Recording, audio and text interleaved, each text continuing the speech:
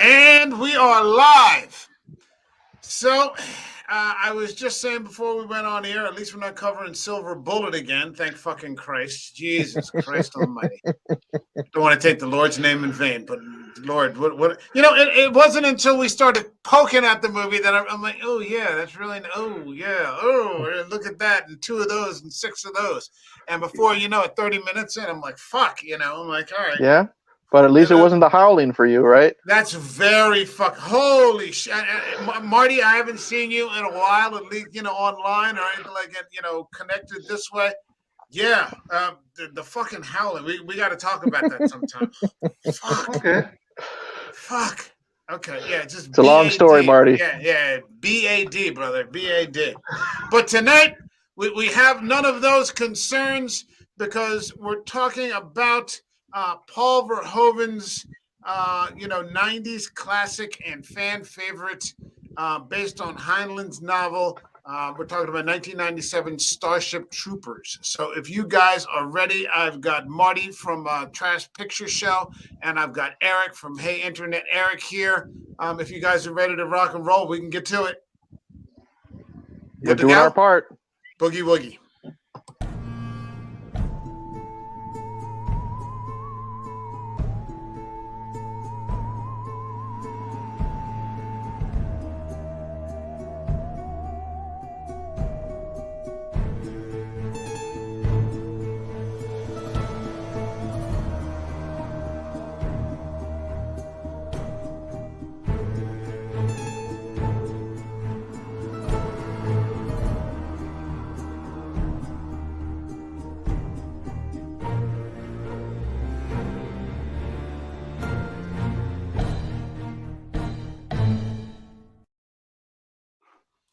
So once again, I just want to say I'm grateful that we're not covering Silver Bullet or The Howling. We're talking about Paul Verhoeven's Starship Troopers, and Paul Verhoeven is a director with quite a laundry list of sci-fi and gritty kind of classics. We go back to that old Rutger Hauer classic, Flesh and Bone. I think that's back from like '85. I miss Rutger. We got to get into some Rutger Hauer at some point because he's just such a fantastic actor, and he's done so many movies that are applicable to the movies that we three talk about all the time. We got Flesh and Bone. We got RoboCop, which is just a standalone classic right there. Just fantastic stuff. We've got Total Recall. I'm talking about the original, the good one with Arnold Schwarzenegger and Sharon Stone. We've got Basic Instinct, again with Sharon Stone, and I mean, what a classic that was. One of my favorite genres for about 10 years running in the 80s and 90s, and I made up my own genre. They were just called Michael Douglas movies. Because the premise of every Michael Douglas movie was that someone was fucking with Michael Douglas. Throughout the entirety of the movie. It started out with that movie Fatal Attraction, when that girl was fucking with him in that one. And then it was Disclosure, I think, with Demi Moore. Michael Douglas just couldn't keep his dick in his pants. That's premise. It expanded past that because we started getting into like the Falling Down. Where like the world was just fucking with him on that particular day. We got into like the Ghost in the Darkness where the lions were fucking with him, and then they ended up killing him. I think we covered that on the show about 6 months or so back. And then we finally got to, I don't think anybody ever fucked with him harder than they did in the game. Yes. So David Fincher was like, it's one of those movies where like the whole world's against you, and it's just such a great movie. But of course, also, we can't forget that Sharon Stone was fucking with him in Basic Instinct. So for like 10 years running, he was my favorite actor because he would just play these roles where like everybody was getting the better of him and he's just getting his ass kicked for like 2 hours straight for 10 fucking years. So, it finally climaxed with David Fincher in the game. And then I guess so he's like, well, fuck it. Nobody can, do me worse than that fucking Fincher did. And then he started doing like comedies like Wonder Boys and shit like that, which is still a great movie. But And now he's in the Ant-Man movie. So now look now how he's it in is. the Ant-Man movies. Yeah. Have you seen? Has anybody? I know we're going off on a tangent a little bit here, but has anybody been watching that What If? No. On Disney. Yeah. Okay. Did you see the one with?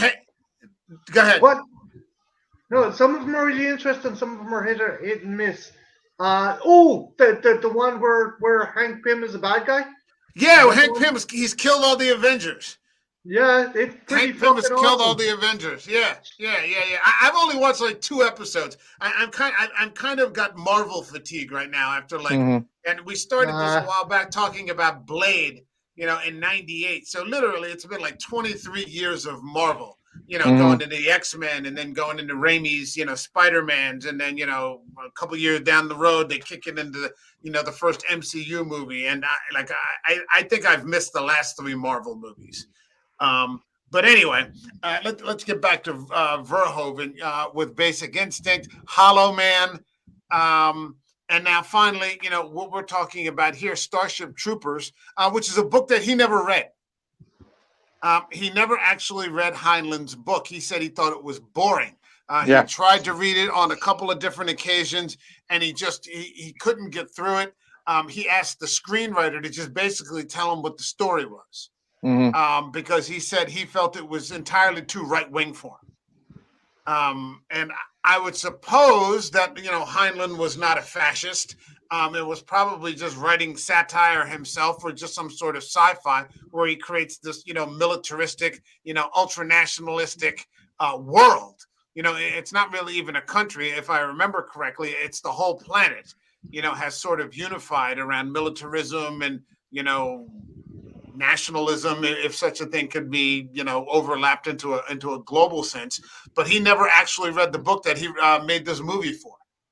Yeah, I've never read it. Like, I was never into sci-fi novels until I got older. Like, I was still in high school when this movie came out. So a couple of my buddies who were into sci-fi novels had already read it, and they talked about pretty much what you said, how it's very militaristic and stuff like that. So it might not be my cup of tea. And I always did find it funny that he based this movie on a book that he only read like maybe 2 chapters of, and he couldn't get through it. But I mean, if you have read it, and I have read it, although a long time ago, and I was telling Marty before we went on the air that I haven't. I ordered another copy, so I've got a used copy, but it couldn't get here in time, and it's way different than the movie. So maybe we sort of reap the benefits because it wasn't the movie that the book wasn't exactly action packed, as I recall. It was much more about the the overall philosophy, that they were espousing, through the mobile infantry and the Rico character, and they wore these giant, sort of spacesuits to fight out there. They weren't just, it almost had absolutely nothing to do with the movie. And we are essentially covering the movie. Now, Verhoeven, as I understand it, originally wanted to cast younger actors. But I guess he didn't get it approved because it would have been interesting because, I mean, the people, when we're talking about Casper Van Dien or, Denise Richards or, Jake Busey or any of these characters, they're playing about 10 years younger than they actually are. Yeah. Because Casper, I think Casper is playing like they're high school graduates, and I think he was damn near 30 when he made this movie. 17, I think was the age they were going for. Yeah, and Casper was 29, I believe. Yeah, and Denise Richards was 27, and I mean that would have made for a much more. It would have made for an interesting film. To have actual young people play, these kinds of roles. But that's what always happens. They get 30-year-olds to play teenagers, and all the whether it's a television sitcom or this sort of thing. It's like, no teenager looks like that. Right. It's built like Mr. Universe or whatever. You're like, no, that's not what happens at all. Marty, did you want to say something? I was while it would have been interesting to see kind of kids fucking more age appropriate.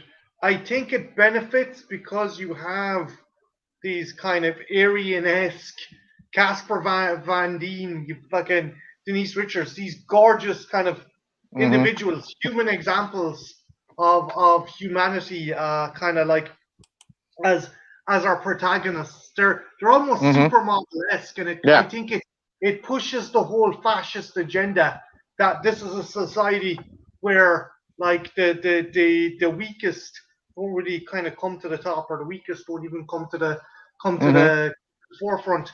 Like in one of the plot lines, one character has joined the mobile infantry, so she's allowed have a child. Yep. So it's setting up that yeah, this is an incredibly martial, incredibly fascist kind of society.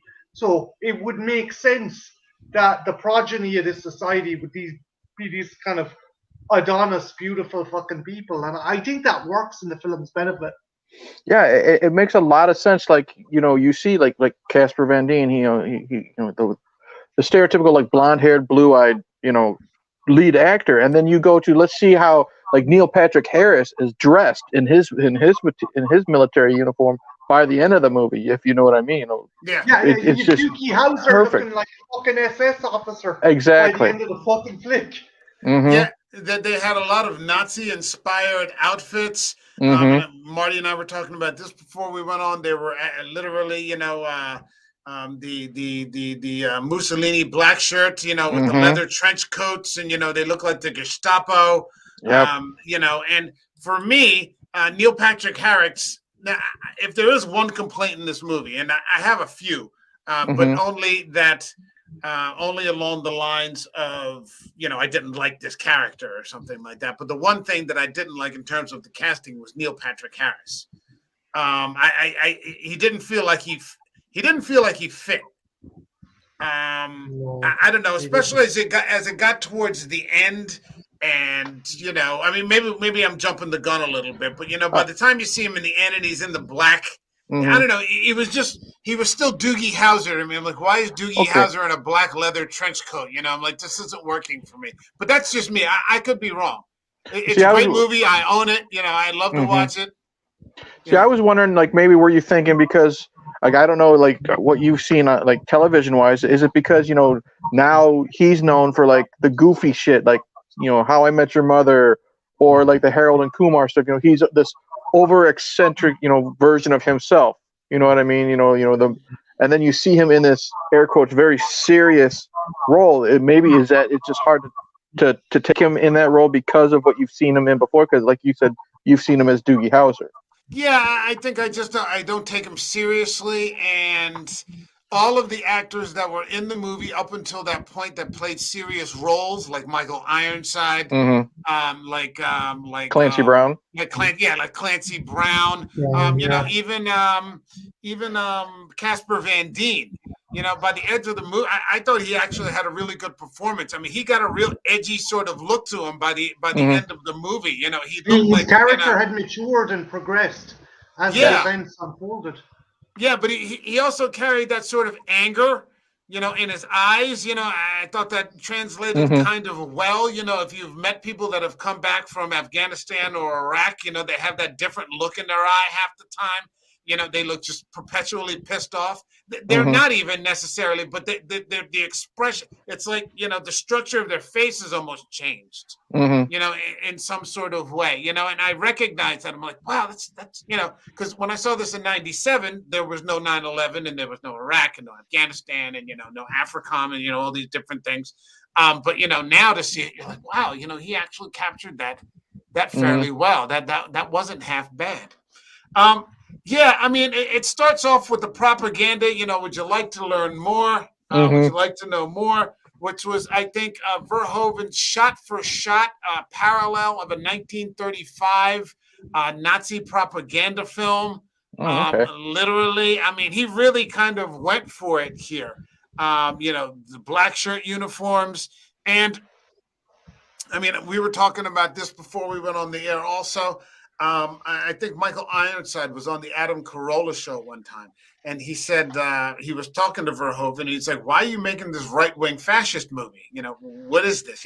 What's the thinking here?" And he said, "Well, if I told people that right-wing fascism is self-defeating and just awful, no one's going to listen." He said, "But what I've done here is I've created this perfect world with everybody's beautiful, everybody's shiny, all the weapons are new, and all these different things." He goes, "But the only thing that world is good for is killing fucking bugs. It literally serves no other purpose." Mm-hmm. And that's what I mean when I say, this is kind of like two movies. Like, you could watch this movie and pay attention to none of that. Mm-hmm. And just see a bunch of, young, good-looking people, going out there stomping on bugs. Mm-hmm. But if you understand the other part of it, it's actually quite something that Verhoeven has done here. Yeah. Oh yeah, he's great. Like that's one of my favorite parts. Like me, Mike. We've talked about. I sometimes I love just watching shit blow up. That stuff serves a purpose in film. But one of my favorite things in this film is the propaganda stuff. I love how we have me and you. We were joking like on Twitter. So I'm doing my part. I love how the newsreel is saying how everyone's doing their part, and it's everyone dressed as a soldier. But then I also love how the propaganda goes to like a clip of a bunch of kids literally like stomping on cockroaches on the sidewalk, saying how everybody's doing their part to kill these bugs. What will you do? Type of thing. Yeah. That's what I thought was great. Trying to, I guess you'd say, inspire people to enlist into the infantry and stuff like that. I thought it was done perfectly. Well, I mean, and that's one of. Go ahead, Marty. No, I'm with Eric. The infomercials are little kind of, would you like to know more blurbs, had really clever stuff going on. Like, for example, a killer was caught this morning. His trial was today, and his execution will be this evening. It's like, holy shit, what kind of fucking society is this? I love that scene. I was laughing my ass off. I forgot all about that. Yeah, that's great. Mm-hmm. That's like some Doctor Doom shit, man. It's like justice is swift and final. It's like done at 9 o'clock. We're smoking you at like 6 o'clock. Mm-hmm. We got a schedule to keep. Come on, buddy. You're holding up the show. Jesus, yeah, I forgot about that. But it all operates under this this premise that the highest achievement in this society is citizenship. And citizenship is not guaranteed. Citizenship is conditional and largely based upon what's your service, which we assume largely, comes from military service. Yeah, you have to earn it. It's almost like this compulsory type of thing. If you want citizenship, or like Marty said, that one girl, she thought, I want to have a baby. So, I need to be a citizen. So maybe only citizens can reproduce. I mean, that statement alone infers a lot. Mm-hmm. Yeah. We're not even talking about the bugs, or any of the action yet, but I mean, just that one thing right there, and, everybody's kind of together, and, that one community shower scene, like everybody is the same, and on the same level. And, there's no separation because, service guarantees citizenship. And Verhoeven does that a lot, with making men and women equal. I was talking to my wife because she's seen this movie with me, a handful of times. And, she likes it because it's, killing fucking bugs. You know what I mean? As you're saying.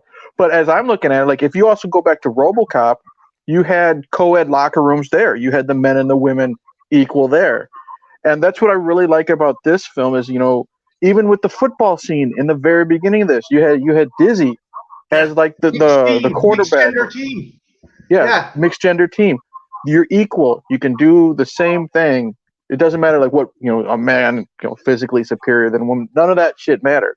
It's 50-50, and that's what I like. And there's no talk about it. You're thrown into that world, and that's how it is. Yeah.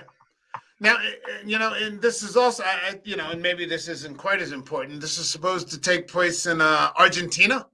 Mm-hmm. It's in Buenos Aires. But, so everybody's got like a Ibanez and Rico, and, they've got all these Latino names. But of course, Lo, no Latino actors or Latina actresses or anything like that. You know, it's just Yeah, I'm wondering, is that another analogy? Because like a bunch of the Nazis fled to Argentina after the war. So is this like their fucking? Is this stating that this is their progeny as well? That this is the fucking progeny? I did a little bit of reading, and what that means is just, IMDb trivia or whatever. yeah. But I guess that's how it is in the book. It is in Buenos Aires. Johnny Rico was Juan Rico, and he just switched it around. If you think of it, Carmen's last name is Ibanez.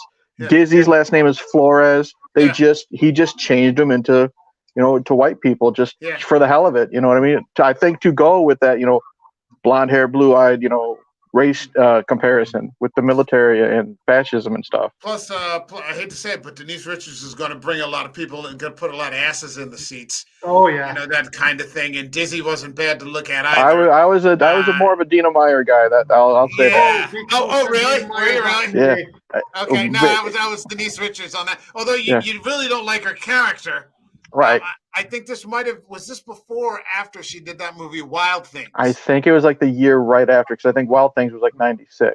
Yeah, and so of course everybody knew the name by then. You're like, oh, she's in this? Okay, we're gonna go watch some Starship Troopers, that kind of thing. Mm-hmm. So you've got these super rich upper super duper, class people. But they're not citizens. They're still not citizens. It doesn't seem that the money buys them any, what many people consider to be the highest level, which is citizenship, because that requires service. And we assume that means military service. You've got Casper Van Dien. You've got this sort of love triangle going on in high school, and there's Dizzy right there, and she's checking out Rico, but Rico's got eyes for Denise Richards, and all these different things. And so because Denise Richards decides to go into the service, Rico decides to go, although they're completely different. And I thought that was kind of interesting, because they said that a lot of people there was supposed to be like an actual well, maybe I'm jumping a little bit ahead, because there is supposed to be a triangle, but not between Dizzy and Carmen and Johnny. But I mean, it's just so 18 years old. My girlfriend's going, so I'm going to go. Mm-hmm. And I'm just going to do this. Huh? He's puppy dogging after her. He's like, oh, yeah, like really, really bad, And a bad way to say, he's thinking with the wrong head, if you know what I'm saying. Yeah, exactly. And he's just going to make this complete, major life choice, and they're completely different people. She's like kind of the super smart person, and he's kind of the super jock person. With like no academic skills whatsoever. So they get placed in completely different, branches of the military. And so what is it? Within a month, she breaks up with him or something like that. Oh, yeah. Within like a month of him enlisting, or is he still in basic? Yeah, I think he's still in basic, and she's already done. He's in basic training. He's not even done, And he's not even close to being done. Like, he's just gotten there, and he's out shooting people, and she's just hopping and skipping and jumping across like spaceships. She's hanging out with that dork Xander. He's making her coffee, and they're in air conditioned. Patrick Muldoon, look at him fucking head. You end up by default not liking either of them after that. Right. Meanwhile, Rico, he's barely holding on. He's getting flogged. Because, he had like a misfire and somebody ended up dying. And, they just go on these completely different paths, and so, you've got a little human interest in it too, actually, which, it's not Sophie's Choice or anything like that. Right. But I mean, it's enough to keep your attention. There's a couple of things going on in here. Well, see, I noticed it like early on, because I knew what to look for, because I'd seen this movie not 100 times, but you know what I mean. I know what you mean. Yeah. During the football game, you know, she's watching Johnny play, but when she finds out Muldoon's gonna, you know, he's gonna become a pilot, she's looking right in his direction the whole Yeah. time. And she, you know, she knows he's flirting and everything. She don't care. Right. You know, she's welcoming it. You can tell that she's more interested now in where her career could go than, you know, her boyfriend, you know, the quarterback. You know, it's like the head cheerleader dating the quarterback. She doesn't care anymore. Yeah. And then just as it progresses, it shows how we're going to go away from Denise Richards, and because we're already following Johnny so much, we're getting attached to him. So we know right when she plays that video message, we know what's going to happen. Yeah. We know right away it's, you know, the video Dear John letter or whatever you want to call it. Yeah. Marty, did you want to add something? No, it's just funny as well that she, like, not only does she give him a Dear John letter, she gives him a really nicely framed. There's a planet in the background. Yeah. You're like, Look how beautiful this is, Johnny. Yeah. who sets this up for a breakup? I mean, Yeah. Look how beautiful this is while you're in that fucking locker room, you know, like sardines with everybody. Yeah. You know, and I hope we can still be friends afterwards. You know, Yeah. Please say we can still be friends. Yeah, I just jumped off a fucking bridge for you, you know, Jesus Christ. You know, and you're out hopping, skipping, and jumping with Xander, you know, having coffee, you know, and, you know, I'm like, you know, fighting for my life over here. I'm stuck hanging out with Jake Busey, you know. You know, what the hell? This is my drill sergeant. You know, he's like breaking everybody's arm. Breaking arms and choking out Dizzy. Oh, my God. But it's beautiful where you are. It's funny because, like, half these fucking recruits are probably dead or incapacitated by the time they're deployed because they can't see fucking ground. Jesus Christ. He's breaking arms and choking people out and throwing knives into hands. Sticking Jake Busey's hand to a fucking wall with a knife. This is one of the greatest roles Clancy Brown has ever undertaken in his entire life. Now, to be completely serious, because this is such a fun movie, I just want to have a fun time talking about it. You know, it's just, you know, it's not to be taken seriously, but for 30 seconds, if anybody, either of you, if you haven't seen it or if you ever get a chance, it's on HBO, although maybe some of the other channels might show it sometime, like Tubi or something like that. Clancy Brown did an HBO 2-season series of horror called Carnival. Hold on. And That's it is just, Yeah. Nick Stahl I've heard of it, Mike. Right? Yeah. I've got them both, yeah. It's fantastic. Fantastic fucking show. That is the best role that Clancy He is Clancy terrifying Brown, in it. Yeah, he is the scariest. I won't even get into it, Marty, to give you any spoilers whatsoever. It is one of the greatest, and it just broke my heart that they canceled it after 2 seasons because it's so good. Everybody in that is just so good. Yeah. Oh. One of the best shows I've ever seen. Say again, Marty? There isn't a weak link in that series, and the sad thing is, no one fucking talks about it anymore. Oh, you've seen it? Okay. Yeah. Okay, no, there's nothing wrong with that whatsoever. But for some reason, we needed 6 seasons of Sex in the City. We needed 5 seasons of Ballers. We needed 8 seasons of Entourage. But we can only get 2 seasons of Carnival or 2 seasons of Rome, you know, or something like that. And you're just like, wow, chess really fucking sells more than checkers. Christ. I mean, checkers really sells more than chess. I think a lot of the word out on the street, you know, air quotes, it was just the budget. They said it was too much since it took place in like the 30s and stuff. But then get rid of 3 seasons of Sex in the City. Save us some money. Yeah, Eric fucking Band of Brothers, fucking Deadwood. I mean, that's true. There's no excuse for a period piece not getting an extra season. It's like Deadwood was cancelled before its time. The movie finished it off, but I'm glad we got the movie, but it was cancelled before its time. And I like that movie. It was okay. But you know, it's like Bill said, it's genre bias, man. You know, horror just doesn't get any respect. No, it doesn't get any respect from the, you know, the suits. So here we are, in this niche fucking platform. All right, so so finally, I mean, we were just talking here for a second. Again, I think this is the greatest role God, of he's so Clancy. amazing. He's just as Drill Sergeant Zim, Hmm. who's just an arm breaking, mangling machine. He's just going through recruits like a hot knife through butter. He starts off, I think, within the first 2 minutes of meeting him, and he's broken. He just compound fractures on Hmm. purpose. This Hmm. recruit's arm. Um, here's the poor guy. You can see the bone is just sticking out of his arm, and I remember the first time I saw that, and I was like, "Holy shit!" You know. Hmm. And he just keeps calling medic, Yep. medic. Every The time running he joke, the running joke of him calling medic to every poor bastard he fucking usually. Yeah. He's just so tough, man. I mean, And he's in this movie maybe 5 minutes. It's less than 10.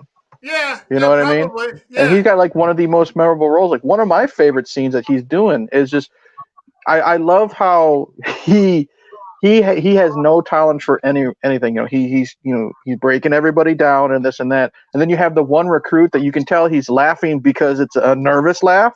oh He yeah, can't control it. So he basically, he's beating him with the baton, and he says, look at that over there, go run around it. And right. then it's just a random officer or a soldier or whatever walking past him. He's like, "Hey, you make sure he goes and does it." And then boom, the baton comes out. And he's hitting the guy. Clancy Brown may be an air quote, asshole or whatever, but he's got the respect because of what he's obviously done before the film, and that's what I love. Well, that's what I mean. That's the premise from Raschek that you learn in the beginning of the movie, that violence is the supreme authority. Mm-hmm. And that naked force has resolved more issues throughout history than any other, option. So the premise behind everything, the threat behind everything, the enforcement behind everything is violence. You're going to do it or we're going to hurt you. Mm-hmm. And you are going to respond to the pain one way or the other. So, you can just bypass it and, kind of do what, we're asking you to do. What is Violence it? What do they say? Everybody fights, nobody quits. yeah. Yeah. Yeah. It makes you wonder as well that, like, okay, this entire planet is like militarized, so there's obviously no fucking oppositional force on the planet. No. So why do they have a military? And then if that's the case, how many other worlds before they got to the arachnids? How many species have they possibly fucking wiped out? Or Mm-hmm. they kind of it's just an interesting thing to think about as well. Well, the bugs are introduced the bugs are known about even at the beginning of the movie before the war begins. So I'm sure the world didn't just roll over peacefully into fascism. So So there probably is a premise there. Here's a question though: has anybody seen any of these sequels? Yes. I tried watching 2, and I might not have been in the mood. I couldn't finish it, Okay. but other than that, I have not. Okay. No.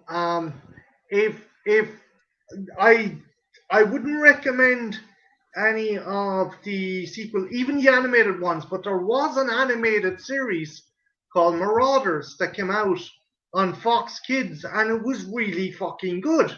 It was more in line with this movie than the actual direct sequels.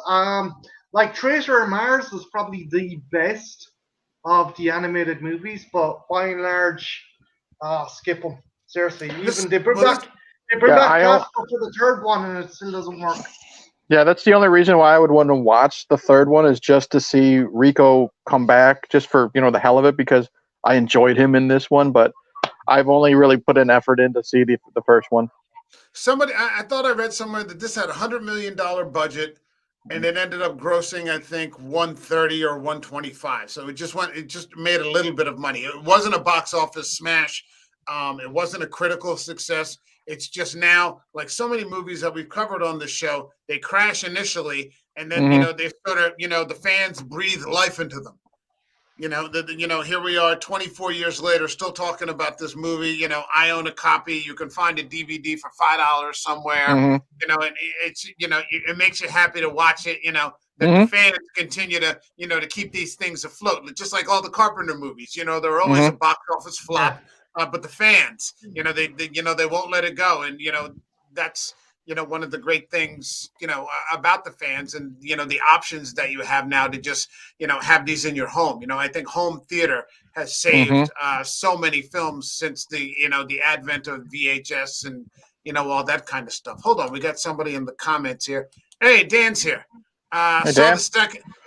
Saw the second one. It was pretty gross. Now, here's what I was saying about the $100 million. I thought I saw someone that said, or I thought I read somewhere that the second one only had a $7 million budget. So I'm like, oh, that sounds. Yeah, it was very cheap. It was Phil Tippett. Phil Tippett was behind it. The main story is actually there's some arachnids at the start and there's some arachnids at the end. It's basically like John Carpenter's The Thing. There's a new burrower bug that can like fucking burrow into Oh, people infect and take people. them Yeah, over. yeah, yeah. Okay. All right, maybe I'll catch that one day. It's one of those, lay on the couch on Sunday afternoon and see if you can do Mhm. it, that kind of thing. So, I mean, Ibanez is having a great time out there in space. Rico, not so much, but he's stuck now. Mhm. And then the war breaks out. So the war breaks out, and he's just about to quit, but then the bugs end up wiping out all of Argentina, and Mhm. large swaths of the planet with these asteroids that they launch through space. So immediately, it just turns into a full-on, head-on frontal assault on Clendathu, which is like the bug home planet, and it's just that's a graphic, gritty. These action scenes are like really well done. I mean, Mhm. it's just a hellish scene, with the lighting, and it's just dark, and they don't understand how tough these bugs are, and one gun can barely put one of them down. And then they see all their friends start to get chomped and chewed up and just, ripped to pieces. And you're just like, holy shit, these bugs are scary as hell. Yeah, and I loved how like the movie literally starts with like the news footage, of the cameraman on Clendathu. So Yeah. we start out in the fray, and then it cuts to Johnny and everybody in high school. So we're waiting for that battle, and then when we finally see the cameraman in the background talking about saying the exact same stuff, and he gets eaten Yeah. stuff. So we're waiting for this to happen. Now we know we're in the shit, and I think it was smart starting the movie off like that. Yeah, it finally catches up to itself, Mm-hmm. Yeah. and it's just, it's tough to watch. And the creature effects on the bugs are really impressive. Yes. Those are scary monsters. And you can see why he had $100 million budget. He really did something with it. Yeah, they done a really good job mixing the CG bugs with the practical effects, and they're big fucking practical effects. Like, I think that if they had been CG the whole time, which happens in the later movies, it loses something. But Mm-hmm. Yeah, absolutely. Yeah, it makes it more tactile when you see like some poor bastard in this bug's jaws being fucking ripped apart. It's like, yeah, Mm-hmm. this is a tactile kind of threat. yeah. And as you were saying, dude, it it kind of it does push forward as well. That scene pushes forward that they totally underestimate the enemy, because the minute they get off those drop ships, there's no like fucking kind of there's no ordered deployment. It's just they come running off and just start shooting. There's no like tactics or anything, because they Mm-hmm. don't realize that they don't consider these fucking insects a viable threat, and Right. that's another thing I noticed with the movie. It's just like Yeah, run and gun. there's no bombing run or anything to like prepare the ground for them to land on. They just drop them right in there and they just get chewed up. So the Battle of Clandathu just goes badly. Yes. 100,000 dead in 1 hour, which probably is the worst battle in human history. Mm-hmm. It just starts to go badly, but they start to adapt quickly. With the next battle at the Whiskey Outpost, Mm-hmm. they're a little more prepared. I mean, the mobile infantry, those guys are impressive. Oh, The hell yeah. soldiers and the people that are playing the cast there. They were they're impressive. They remind me of Marines or something like that. They're just these, kind of rough guys, but they're smart and they learn fast. And girls, the women too. Yeah, the Roughnecks, they were trained by Michael Ironside. Yeah, yeah, that's a great point. And we get to meet Raschek again. He's no longer the history teacher. He's now the lieutenant for a really rowdy band of mobile infantry called the Roughnecks. And he sees Rico and the group again and tells them to their face, even though he was their teacher, that if they ever quit on him, he's going to shoot them himself. Which would be really unnerving to hear from your history teacher. Right. Your history teacher walks up to you outside of school and says, if you ever do something like that again, I'm going to shoot you. You would be like, okay, yeah, no problem. We get you, sir. Yeah, no problem. But with it coming from an actor like Michael Ironside, you knew he was 100% serious. Yeah, the casting in this movie was really, really great. They got the pretty people to play pretty, themselves, really well, and they got the rough people, to play, play it as rough as it gets between Clancy Brown and Michael Ironside, and even the guy who was the guy who plays Hank in Breaking Bad. He's like the general. Yeah. Even everybody is just really good in this. It really is kind of an underrated '90s movie. Like even just like I love some of the side characters, like Rue McClanahan from the Golden Girls of all things. She's the biology teacher. You know what when they're doing like that's right. When they're doing and then the dissection. And one of my favorite characters, I love when you find out Carmen's going to be a pilot, and then Doogie Howser's going to go do what he's going to do, and then hey, what are you going to do? Johnny, infantry, sir. He's like, infantry, mobile infantry, made me the man I am today, as he shakes him with a robotic hand, and then he moves away from the desk and he's got no legs. No legs. See, that's what I love. It made me the man I am today, basically with one natural limb. Memorable scenes like that. Yeah, all because he's got a crush on Denise Richards, who dumps him a month later. In fairness, though, it saves his fucking life. It does save his life because he's not. It's very true, because he would have just died. He would have died in Buenos Aires when the asteroid came. Good point. Now here's the thing: in the original story, the idea of a love triangle between Xander and Ibanez and Rico was scrapped. Because test audiences at the time, both men and women, they said, disagreed with the idea. They felt a woman could not honestly, like it wouldn't be believable that a woman could love two men. like you could bang, like I don't know if that meant that said that, like you couldn't sleep with two men, but you couldn't, but you're just like, well, I think we could suspend that much. Yeah, I mean, hasn't anybody ever been outside of high school? I mean, and they also said that, Ibanez, like they really disagreed with, like they hated, the test audiences hated Ibanez, the Ibanez character, for what she did to Rico. Well, you also got to think about it. Even though she's damn near 30, Denise Richards is, you got to remember, she's also a high school kid. Right. It's so easy. How many high school, now this isn't to sound sexist, but how many girls in high school did you know that were in love with two different guys? It's perfectly natural. Yeah. You know what I mean? Yeah. And how many people break up with their high school sweethearts about a month after they get out of high school? Exactly. And they realize, holy shit, that was I was in like a little fishbowl. Mm-hmm. It takes a couple of months after you get out to realize that, holy shit, this wasn't the center of the universe. Mm-hmm. It was like a one-story building. But yeah, I mean, lots of relationships end after high school. Hold on, Dan is here and he says, the second one's not nearly as good. Ed Lauder chewed up the scenery. I'm not sure who that is exactly. Ed Lauder. Huh. Okay, well, maybe I'll check out the second one. Okay.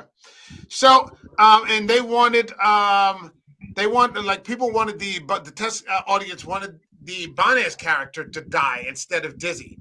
Mm-hmm. Like and I seem to recall back in '99. I mean, granted, it was 25 years ago. You were just like, God, yeah. Why does she? Right. You end up growing to really like, because you start out kind of liking Denise Richards, Mm-hmm. and then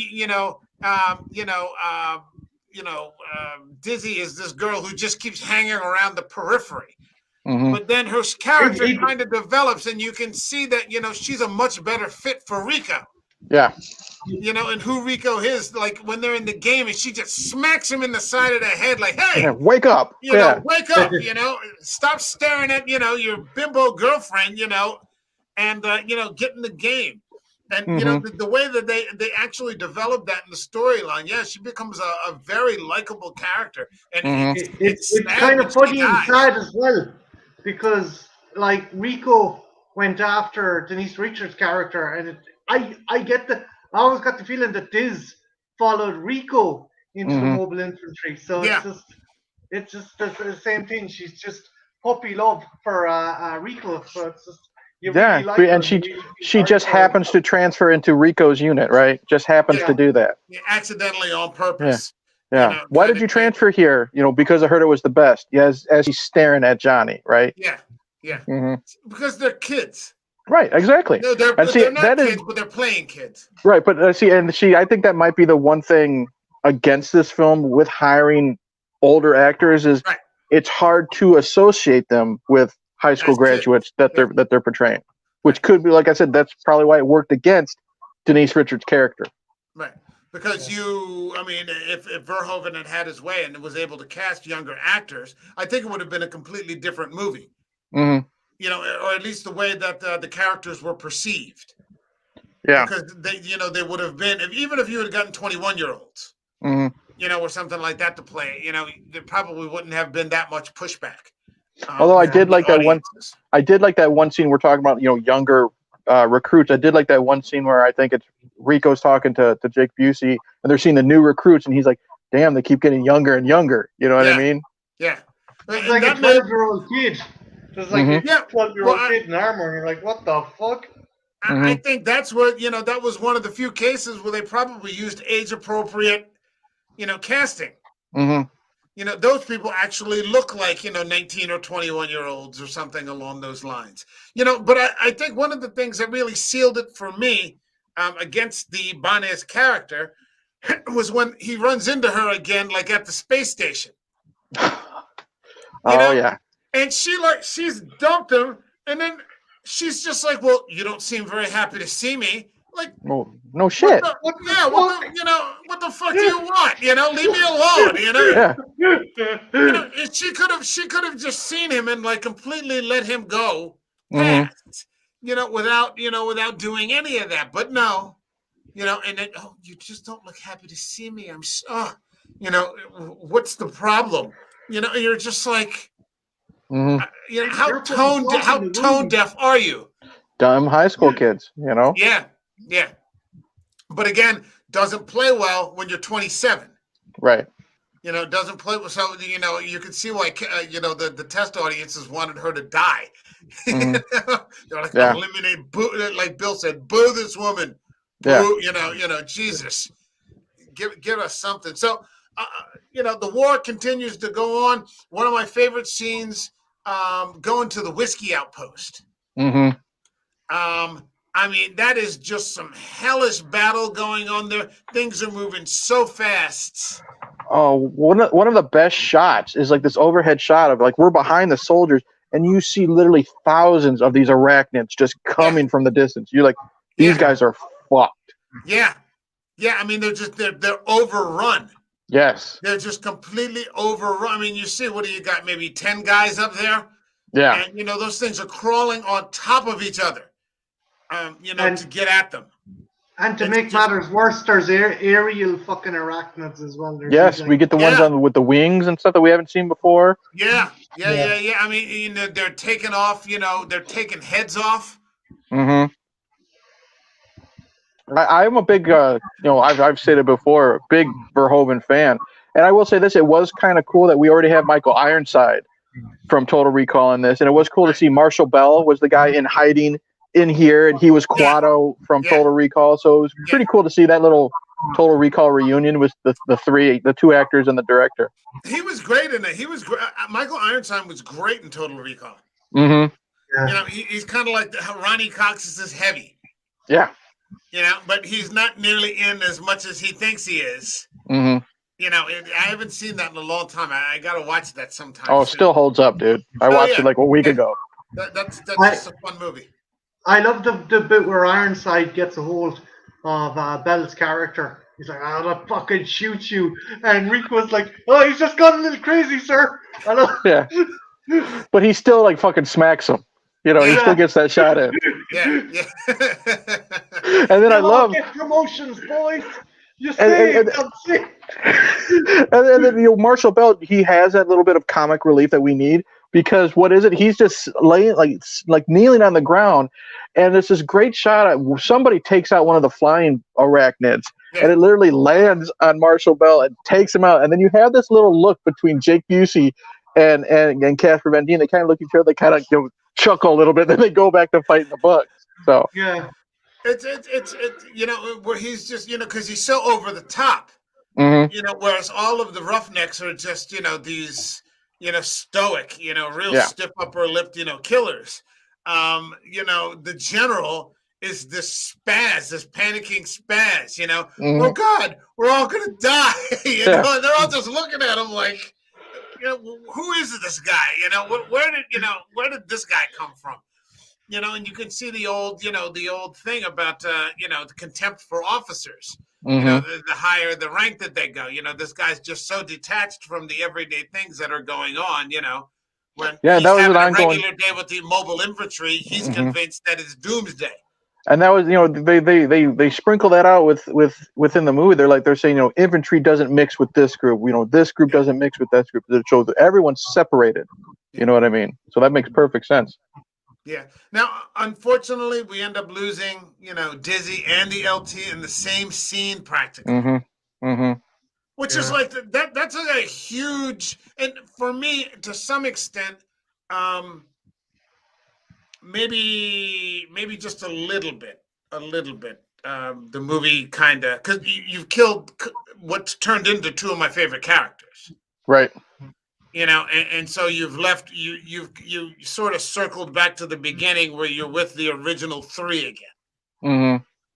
And but by this time, like I'm kind of like about Ibanez. Right. You know, I see Doogie Howser in that black, you know, those black shirts, and I'm just like, okay, it's just not convincing. Okay. You know, it's not like I just came off Ratchak's Roughnecks. Yeah. And, you know, Drill Sergeant Pym, but this guy, you know, with a little bit of eye makeup, because I guess he hasn't been sleeping.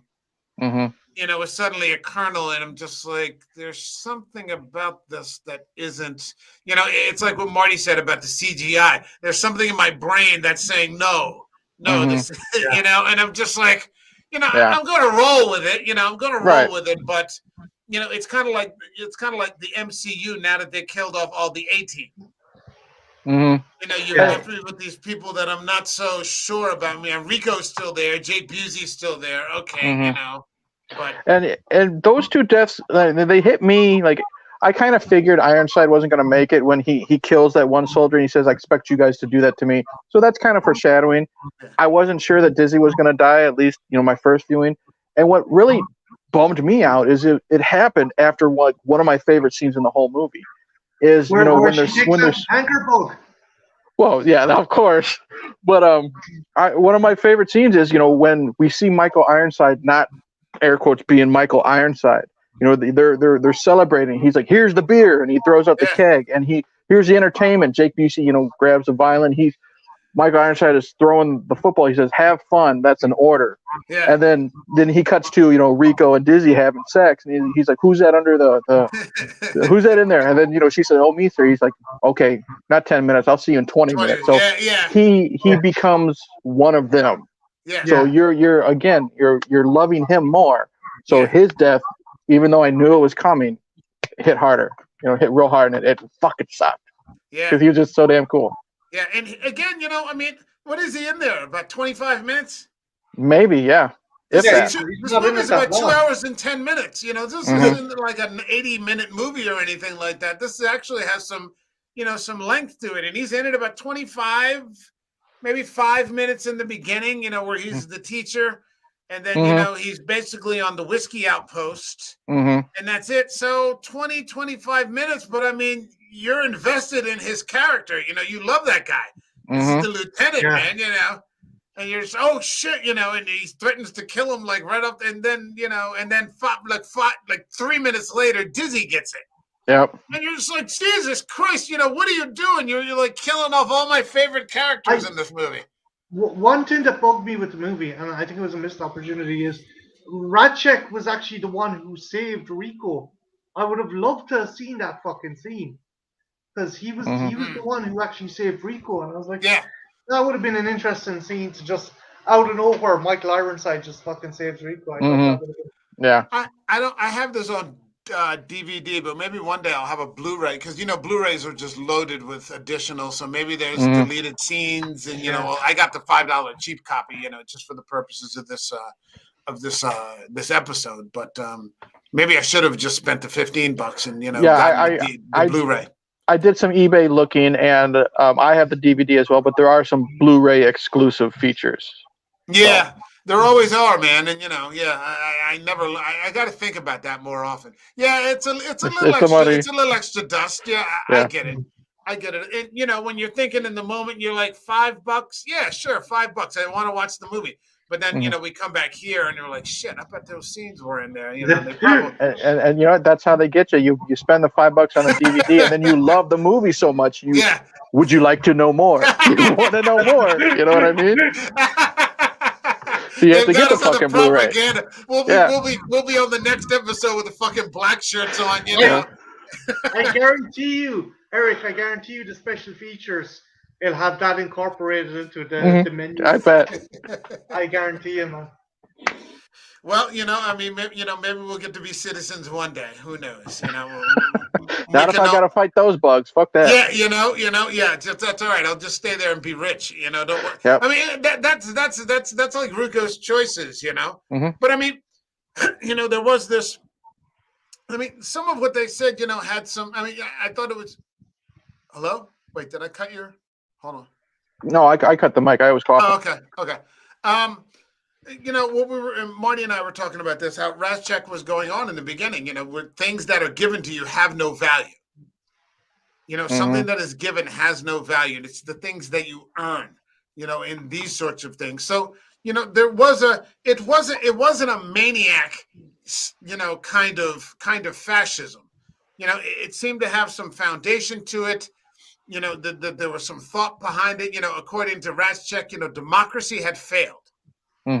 Democracy had failed, and then the military took over. That's what he said. He said the veterans ended up taking over. And so it sort of set up this world, for compulsory service, which I guess they have in some countries. Here, like if you go to Israel, 2 years of service, military service is compulsory, and that sort of thing. Again, and it's not so on the nose that you can just overlook it. And again, just take this as a straight up sci-fi movie. It can be just a straight up sci-fi movie, and you can completely ignore the fascist aspects of it. That kind of thing. It's a damn good movie, man. Yeah, that you said it right, because like I said, I like to look into that type of the political stuff and, the propaganda. And like I said, my wife has seen this movie numerous times because she likes to watch fucking bugs get blown up, So there is a little bit for everyone. Yeah, everybody can win. It's like two movies. It's like layered tracks or something, for, if you do editing or something like that, there's like, dual tracks playing here. Quite good. What did make me happy at the end, though, and it sort of made up for the fact that, my favorite characters died, was that Xander died.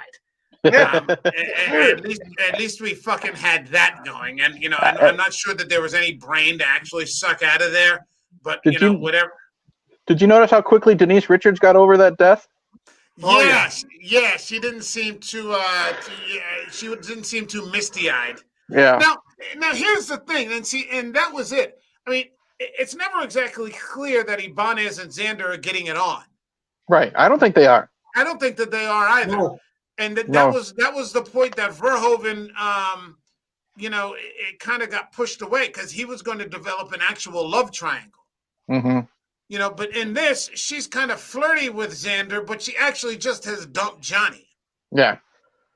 But she never. He's always flirty with her. Like, he does that straight up from the football game. But I think he's flirting with her. She's interested in the career. Yeah. So that's what I think is the whole time. She's hanging out with him because she's learning how to become the pilot. Like, remember when they saved the day at that one scene, he points at her and she gets all the credit because of what she was able to do being around him. So I think it's strictly professional with her. That's not uncommon. Mm-hmm. The guy's checking out one thing, but she's checking out, what's that line from Die Hard where, Bruce Willis tells his wife, I think that guy's got his eye on you. She goes, that's all right. I've got my eye on this private bathroom. Yeah. So they're both looking, but they're not looking at the same thing. It was like that guy Ellis. Ellis, when he meets at the beginning, he's like, he's got his eye on you. She's like, don't worry about it. I got my eye on something that, I want his job. Mm-hmm. That kind of thing. So, I mean, the bugs take care of that for us. I was going to have a photo here of Colonel Doogie. But yeah. Colonel Doogie. Seriously, I can see look at his face. He looks about 12. Yeah. He looks like a fucking teenager in this movie. Yeah. Yeah. I'll tell you what, their shoulders and give him a balloon. For fuck's sake. They float down here, Doogie. They float. I could just drag them down into the fucking gutter. Yeah. I could see. I completely just lost my train of thought. But I mean, I never saw that show, How I Met Your Mother. I never watched it. Mm-hmm. But I did see him in that movie Gone Girl. Did anybody see that, the Fincher movie? Yeah. Mm-hmm. Yeah, and he just gets filleted. So I could see him playing something serious, but I can't see him or take him seriously trying to play an intimidating character. And that's true. It's like, casting, Jim Carrey in like his first serious role. It was hard to take him serious when we saw the slapstick stuff. But I've seen random seasons of American Horror Story, and the Freak Show season. Neil Patrick Harris was in for a couple episodes, and is he really? He plays a good psychotic.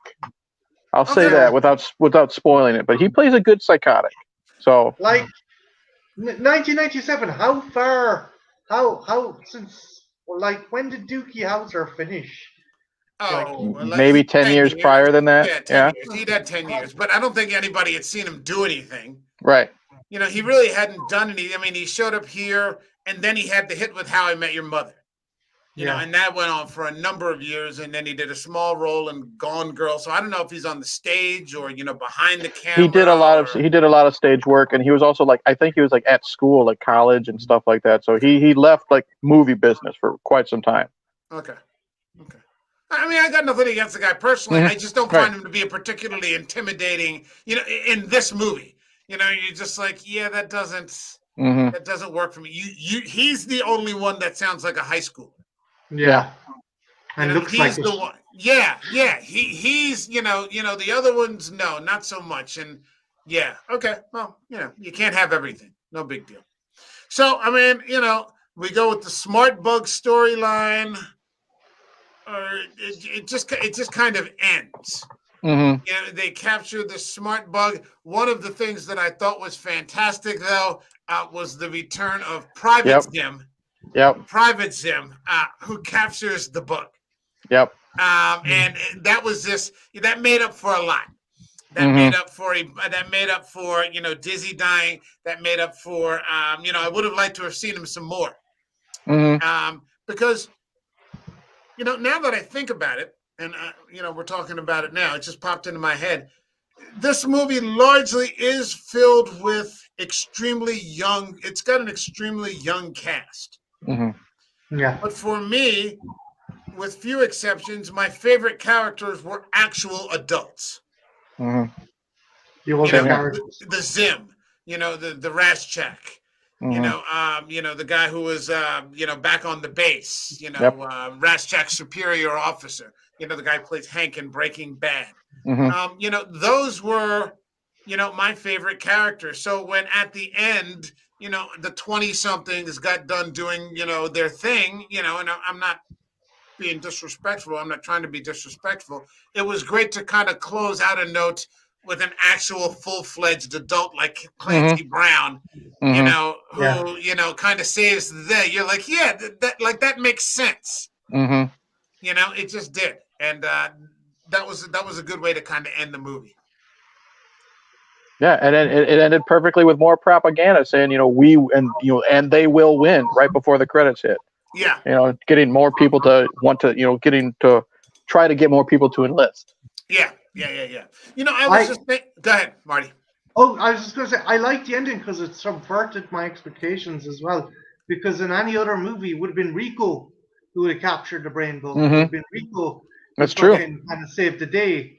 But it was actually, as you pointed out, it was Zim. It was like the old guard. It was one of the older fucking members of society who was the one who captured the brain bug. Yeah. And what I loved about him too is one of my favorite scenes. It's just you blink and you miss it scene is when Rico wants to go back and fight the bugs, and he looks at him. He's like, "Is this your name on this resignation or whatever?" Yes, sir. He's like, "I don't see it," And then he also, like Zim, he also doesn't care that he has to be knocked down to private to fight.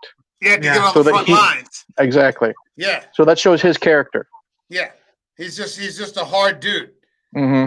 And he wants to get out there, right away and get after it a little bit. It's just a fun movie. It's not perfect, but yeah, I mean, I love watching it. Yeah. You said it perfectly. It's a fun movie. Yeah. Yeah. You know what I mean? Fun movie, fun characters. Like, how often, honestly, on this channel, Mike, will you hear someone say how much they enjoyed Jake Busey in a movie? Yeah. He is so likable, sprinkled out as Rico's little buddy. You know what I mean? One of my favorites, again, it's just these little things. Like, here's the beer, here's the football. He grabs a violin. Yeah. It just adds some character. Like, I love when Rico and Dizzy are having that little slow dance. He's in the background trying to serenade them with the violin. And he changes the tune. He changes the tune when he sees them dancing. This little stuff makes you like him a hell of a lot more. Like, I love, like, when Rico gets broken up with, he's like, well, you can still push me around or whatever. You know what I mean? He's so likable in this film. Yeah. And he starts out because they almost get into a fight. And he's like, you know what? We can be buddies. He's like, everybody should have a friend like me. And he just puts that big goop of like pink slop on, and everybody's just looking at him like, what the fuck is wrong with this guy? Quick cutting in line. He's like, the slap all tastes the same. It don't matter. It occurs to me now that we're here, we should do some more of Verhoeven. I'm down, 100%. We should get some RoboCop, some Total Recall. Please. I would love to do that. Have you guys seen Flesh and Bone? I've never even heard of it. Be on Tubi or something. Oh man, that's a hardcore Rutger Hauer movie, and we haven't covered any Rutger Hauer on this show yet. Okay. So we got to get like a Verhoeven thing going. I'm down for that. At the very least, the three of us, we can have a rotating fourth, whatever. Mm-hmm. Did he do another film with Hauer called Turkish Delight? Yeah, he did. That was a 70s movie. A medieval one, I think. That one, yeah. Okay. I bet these are on like Pluto TV and Tubi. Mm-hmm. I don't know what you've got over there, Marty, but I'm sure we can probably grab them. I'll find them through Mean Story. Okay. I'll find them. I'll say this, I don't just love Verhoeven. I want to throw this out. I don't just love his movies. Watch that man in an interview. He is insane in like the coolest ways. Like some of the behind the scenes scenes where, like in Total Recall, he's down on the ground telling Arnold how to act when his eyes are bugging out and stuff like that. There was the co-ed shower scene Yeah, yeah, You yeah, know, yeah, and yeah, yeah. Dina Meyer on a dare says, "I dare you and this guy to you know," because a lot of people were uncomfortable. He's like, Yeah. "Well, you know what? If you're so comfortable, Verhoeven, why don't you film this naked?" He was sitting there Yeah. bare ass naked, filming the whole scene. He doesn't care. You know. The only reason he directed RoboCop, his wife made him read it again, and she's like, read it again. He goes, it's a Jesus Christ metaphor. RoboCop Exactly. that's why RoboCop is walking on water at the Yep. end of the fucking Yep. movie. Yep. Man resurrected and everything. Yep. It's fantastic. It's a Jesus Christ metaphor. Yep. Like RoboCop. Hold He's on, an we got. insanely smart man, if that makes sense. All right, so Dan says, yeah, Flesh and Bone is good. Yes, it is. And Soldier of Orange is great too. I don't know that one. Okay. All right, so we're gonna have to create some sort of Verhoeven thing that we can just keep coming back and revisiting. Oh, please do. Okay. Yeah. All right. Let's say the next one is RoboCop then. I'm down. Even if we do, even if it's every 3 weeks or something like that, or yeah, we'll come back. But we'll let's slide RoboCop in before the calendar year. We're in November. Yeah. Sure. But, let's get it in for December. Hey, it's perfect. RoboCop, Jesus Christ, Christmas. We got it, right? We've got a Christmas movie. We have our Christmas American movie. Jesus, he's got a gun. Okay. That's right. Because something we could do that. I was going to swap the last one I wanted to do for December for the calendar year because I said we take Christmas and New Year's off. We come back in January. We finish like the last movie on the 16th. I was going to do this movie called I Trapped the Devil. Have you heard about that? Mm-mm. I think it's one of those IFC movies, and it's about this guy who literally has trapped the devil in his basement, like a regular guy. It's a horror movie, and it's not a humorous movie, but it takes place at Christmas time, and it's about this man who seems to have the devil has manifested himself in human form, and he's trapped him in his basement behind this huge ass wooden door, and he's put this cross. Oh, he's hung this enormous cross like on the door. And so the devil can't pass through the door. And he's got the devil locked in his basement. And now that he's got the devil locked in his basement, it's occurred to him like, oh, shit, I've got the devil locked in my basement. Like, what am I supposed to do now? And just as he's trying to figure out because, like, he's coming a little unglued by it all. It's a very dark movie. His brother, his estranged brother, and his sister-in-law show up at Christmas to make amends. Oh, no. While he's got the devil in his basement. And it's like this 85-minute movie. Marty, if you get a chance, find it, watch it. I Trapped the Devil. It's on Hulu. I'll check it out. And it's mesmerizing. It sounds good. So dark, and like the devil is like making subtle things. You get the impression that maybe he's not really trapped in there. He's just kind of passing the time. He's just kind of amused by all this. Okay, you're not gonna. Yeah, I'll play along for. I'll play your while, game. Okay. No problem. I'll stay here in the basement. Because I remember talking about this when we did when I was talking about Dorff in Exorcist 3. And just the pacing. That he was playing this thing that maybe was thousands, if not millions, of years old. And so that time just isn't even a consideration. And so everything was just so even, except for like on 2 occasions where it just, the mask slips, and you see what it really, you're like, oh, okay. Still my favorite Dorff performance is Exorcist 3. Yeah. When I told you when I went to Monster Mania this year, he was the big draw, but there was a 5-hour wait. Yeah, it was 5 hours to see Dorff, and that would have been the whole day. Yeah, Are you guys watching the Chucky series? I know Mike isn't. I am not watching the Chucky series. I'm gonna wait until it's done, and then I'm gonna binge watch it. Eric, all I'll say is there's a flashback with a younger Charles D. Ray, and it's Fiona, his daughter, that's playing him. I've seen the pictures. It's fucking spot on. Sorry, Eric. What? Oh, I was saying this is now, even though Mike has his opinion on the Child's Play series, I will say this: by the end of Cult of Chucky, when she has to act like her dad, she's spot on, 100%. So You haven't.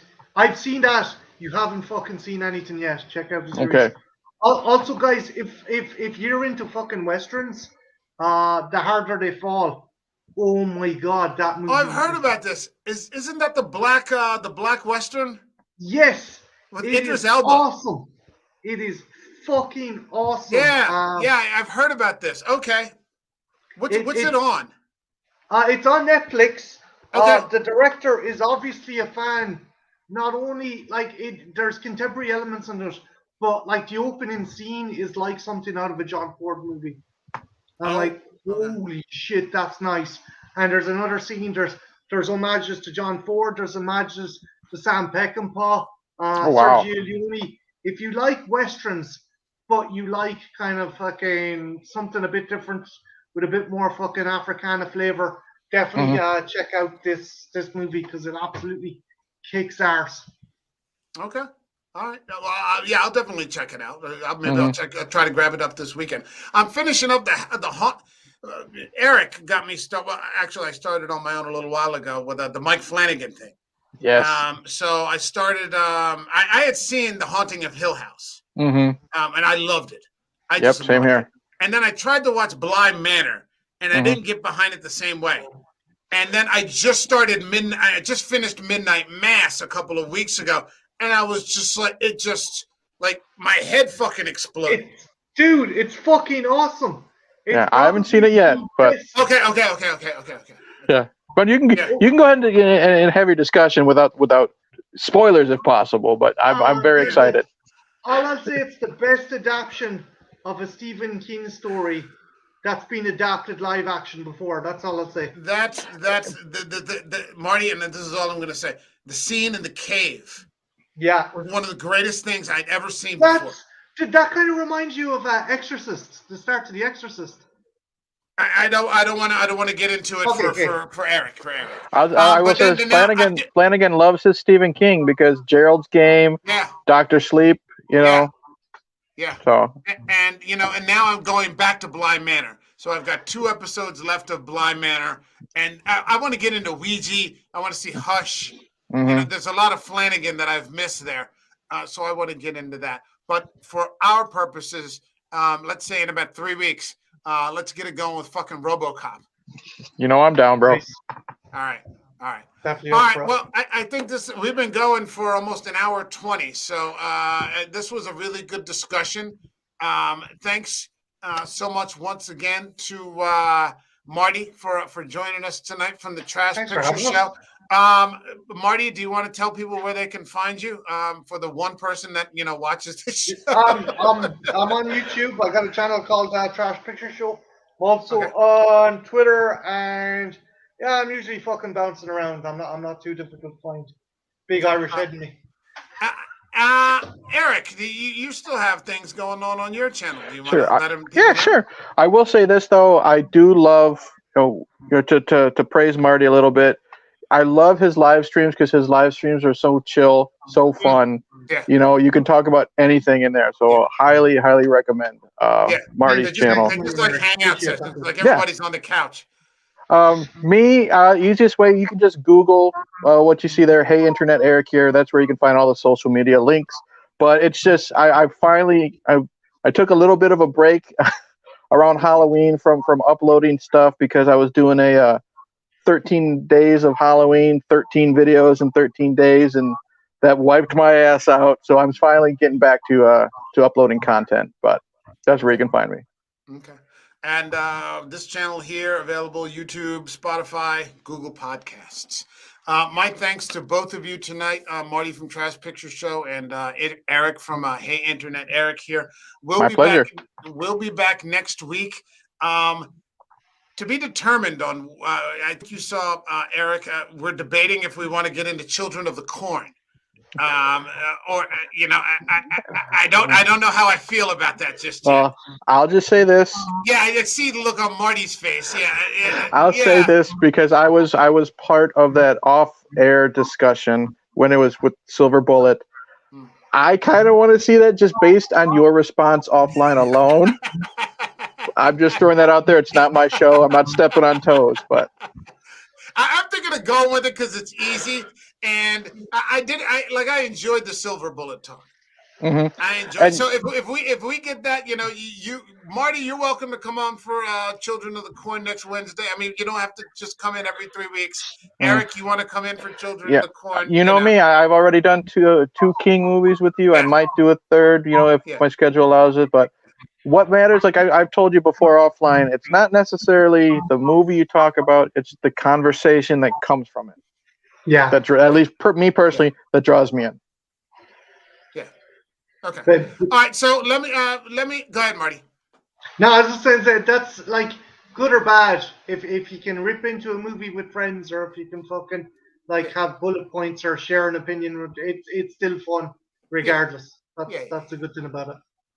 All right, so that's to be determined for Wednesday. So it might be Children of the Corn. It might not. I'm leaning towards it just because it's already there. Mm-hmm. But then on Thursday, we're doing a strange movie with Ryan called M, which is supposed to be the first serial killer movie ever made, and it stars Peter Lorre.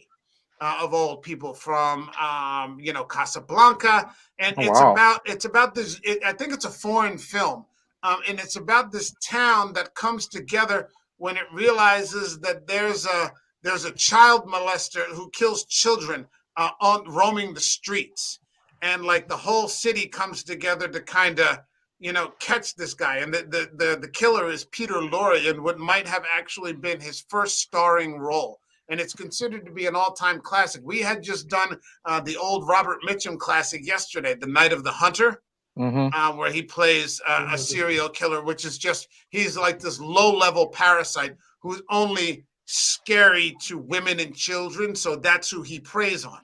He preys on defenseless women and children. Strong women, no. And men, like actual men, like he just, it's like Bink. But it's considered one of the greatest movies of all time, directed by Charles Lofton, the one and only movie that he directed, and it was actually quite interesting. So I'm going to go another round with Ryan down this strange sort of serial killer rabbit hole next Thursday, because he actually owns the movie. I don't. I've never. What year did M come out? Hold on. Do you have an idea? No. It's before. Well, I mean. Peter Lorre. It's German, if I'm not mistaken. So it's either post World War II or pre World War II. So 30s or 50s. Okay. Hold on. I'm going to tell you right. 1931. Oh wow. So this is almost like just into the talkies era. This is just on the fringe end of crossing. Yeah, this is the year of Browning and Dracula. It's just crossing over from silent films. Wow. So you're probably going to see a lot of over the top shit going on in this movie. He's coming over tomorrow night. We'll just order a pizza and just to watch this weird fucking serial killer movie. So that's Thursday, and then probably Children of the Corn on Wednesday. That's because now even I'm remotely intrigued on what my own reaction is going to be. So yeah, it'll be.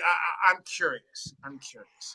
All right, I think that's it for tonight. My thanks again to both of you. I will be in touch, especially even as we draw closer to Wednesday. And guys, thanks so much. Good night to everybody out there, and all the best. Take care. Cheers. Thanks, dude.